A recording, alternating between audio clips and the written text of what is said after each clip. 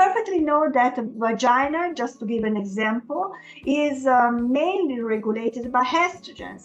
Some pathological condition with a lot of androgens circulating in cisgender women, we have an increase of the clitoris, which is a sign of an increased amount of androgens in the blood. And aging more than menopause is responsible for the reduction of all the androgens in the blood. So different the story when we think about the surgical menopause. So the global consensus position statement also stated that the testosterone treatment is, by now we have not measured data to show any other significant effect in mood, cognition, treatment.